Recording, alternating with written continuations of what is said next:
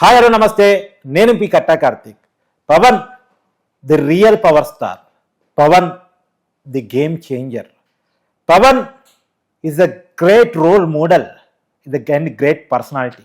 ఎందుకు ఈ మాట చెప్తున్నా అంటే, ఒకవైపు జనసేన ప్లేనరీ జరుగుతున్నటువంటి సమయంలో పవన్ పర్సనాలిటీ చుట్టూ, పవన్ రోల్ మోడల్గా ఉన్న విషయాల చుట్టూ, పవన్ రాజకీయంగా ఎదిగిన అంశాల చుట్టూ చర్చ జరుగుతూ ఉంది. 2014లో ఒక బిగ్ ఫెయిల్యూర్ తర్వాత పార్టీ పెట్టి కూడా తను గెలవగలనా, నిలబడగలనా లేదా అని ఒక అనుమానాలు ఉన్న చోట కూడా 2019 ఎన్నికల్లో స్వయంగా పవన్ కళ్యాణ్ ఓడిపోయిన తర్వాత కూడా చెక్కు చెదరకుండా, బెదరకుండా ప్రజలకి తానేంటో చూపించి 2024 ఎలక్షన్స్లో ఓపికగా, సహనంగా ప్రజల ఆశీస్సులు ఇవాళ కప్తే రేపు నాకు తక్కుతాయని ఓపికతో సహనంతో వెయిట్ చేసి 100కి 100% స్ట్రైక్ రేట్ సాధించినటువంటి పవన్ కళ్యాణ్ రాజకీయ ప్రస్థానం గురించి మనం తెలుసుకునే ప్రయత్నం చేద్దాం. మన నాతో ఉన్నారు ప్రముఖ సామాజిక రాజకీయ విశ్లేషకులు చంద్ర శ్రీనివాస్ గారు. సార్ నమస్కారం. సార్ నమస్కారం Karthik garu. Sir, Pawan the game changer అవునా కాదా? 100%. మీరు చెప్పిన మూడుతో పాటు ఇంకోటి నేను యాడ్ చేయాలి. చెప్పండి. Pawan the best national political star. Okay. Telugu రాష్ట్రాల నుంచి ఈ మధ్య కాలంలో ఎవరెల్లా, ఒకప్పుడు పివి నరసింహారావు గారు, ఎన్టీ రామారావు గారు. సహజంగా సార్, ప్రాంతీయ పార్టీలు అధికారం కోసం పెడతారు, అధికారం మాత్రమే పరమావధి. ఆ రాష్ట్ర పరిధిలోనే ఉండిపోతారు. ఎస్ ఎస్ ఎస్ ఎస్ వాళ్ళకు ఒక సిద్ధాంతం ఉండదు, ఏముండదు. నేను ముఖ్యమంత్రి కావాలి, నా పార్టీ అధికారం రావాలి, ఇది మాత్రమే ఉంటుంది. కానీ పవన్ కళ్యాణ్ అది ఎప్పుడు ఆలోచించినట్టే అనపట్లే. ఈ రోజు కూడా అధికారం నా ఆశ అని పవన్ కళ్యాణ్ మాట్లాడట్లే. ఎలా చూడాల్సిన పరిస్థితి పడుతుంది? అది గొప్ప రాజకీయ పరిణితి అంటాను నేనైతే. పాలిటిక్స్ తెలుసుకున్నట్టే పాలిటిక్స్లో సక్సెస్ అవుతారు. మనం ఎప్పుడు చెప్పుకుంటాం సార్.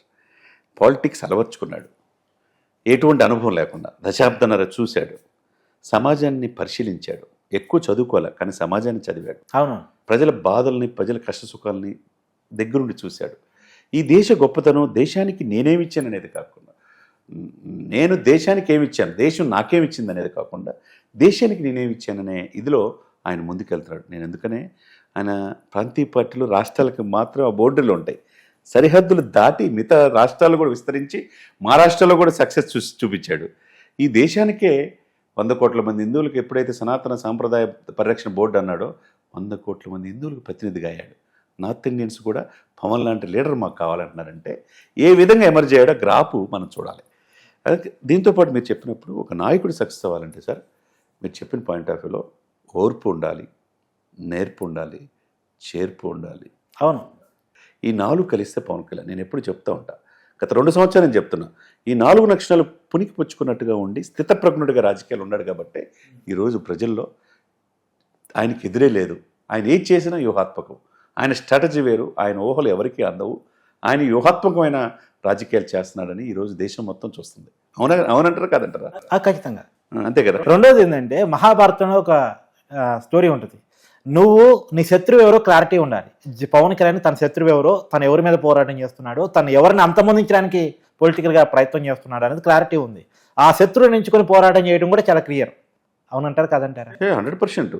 ఎందుకంటే శత్రువు ఎవరంటే, ఇప్పుడు ఈ కూటమి కలవకూడదు, దమ్ముంటే అన్ని స్థానాల్లో పోటీ చేయమని పవన్ని వైసీపీ వాళ్ళు అన్నారు గత 5 సంవత్సరాలు. రెచ్చగొట్టారు, బాగా రెచ్చగొట్టారు. రెచ్చగొట్టినా ఎక్కడ తొనకలా బెనకలా. అవును అవును అవును. ఎందుకు? తనకు తెలుసు తన శక్తి ఏంటో, ఎవరితో కలిసి వెళ్ళాలా, ఎవరిని కొట్టాలా, ఎవరిని బుల్లెట్తో పేల్చాలో తెలుసు. క్లారిటీతో ఉన్నాడు కాబట్టే లేపేశాడు. అక్కడ గ్రౌండ్ క్లియర్ చేశాడు. 150 నుంచి 11 సీట్లకి పరుగు చెప్పి చేశాడంటే అర్థం చేసుకోండి. అంటే ఒక బాణం ఎక్కుపెట్టినప్పుడు నీ కళ్ళ ముందు ఏం కనపడుతుంది అనేది క్లారిటీ ఉండాలి.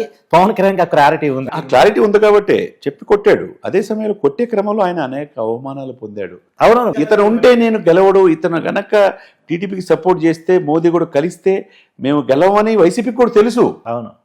కానీ ఏదో గాంభీర్యంతో అతన్ని వ్యక్తిగతనం చేయడానికి ప్రయత్నం చేశారు తప్పితే, అతను పూర్తిగా కాన్సన్ట్రేషన్ దించడానికి పెట్టాడు. చివరికి పిల్లలను కూడా తిట్టారు కదా సార్. ఎవరిని వదలలేదు కదా సార్. ఇప్పుడు ఏమైంది సార్?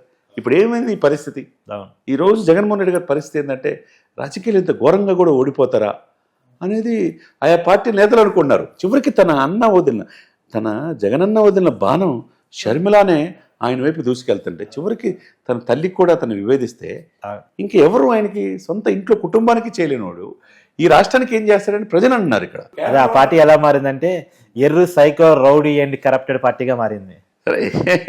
సరే మనం నేనైతే ఆ మాట అనలేను. కానీ నేనేమంటే తండ్రి చోటన తండ్రి ఫోటో పక్కన నా ఫోటో కావాలని నువ్వు కోరుకున్నావు. తండ్రి డెడ్ బాడీ ఉన్నప్పుడే ముఖ్యమంత్రి కావాలని కోరుకున్నావు.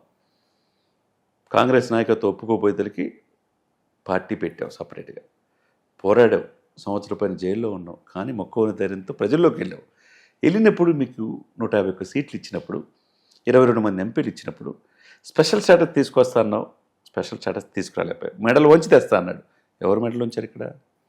స్పెషల్ స్టేటస్ తీసుకురాలేదు కాబట్టి ఇప్పుడు స్పెషల్ ప్రతిపక్ష హోదా కూడా ఇవ్వట్లే అక్కడ. ప్రతిపక్ష హోదా అంటే ఆ పార్టీ గెలవలేదు కదా సార్. సీట్లు రాలేదు కదా సార్, 10% సీట్లు రాలేదు కాబట్టి. కానీ ఇవ్వాలన్నాడు ఆయన ప్రధాన ప్రతిపక్ష హోదా. ఇప్పుడు సరే ప్రతిపక్ష హోదా అనేది పక్కన పెట్టండి. ఆంధ్రప్రదేశ్ రాష్ట్ర రాజకీయాల్లో పవన్ బిగ్ లీడరా, జగన్ బిగ్ లీడరా? ఎందుకంటే వాళ్ళ మధ్య ఫైట్ నడుస్తుంది, ఎవరు బిగ్ లీడర్ అన్న దానికంటే. ఒకటి సార్, పవన్ కళ్యాణ్ గారు ఒక మాట అన్నారు, మీకు ప్రధాన ప్రతిపక్ష హోదా రాబోయే 4 సంవత్సరాలు రాదు. ఒకటి. 2, సెకండ్ లార్జెస్ట్ పార్టీ ఆంధ్రప్రదేశ్లో జనసేన, ఫస్ట్ టీడీపీ, నువ్వు అసలు లేవు ఫీల్డ్లో అన్నాడు. నీ సీటు 11, నా 21 అన్నాడు.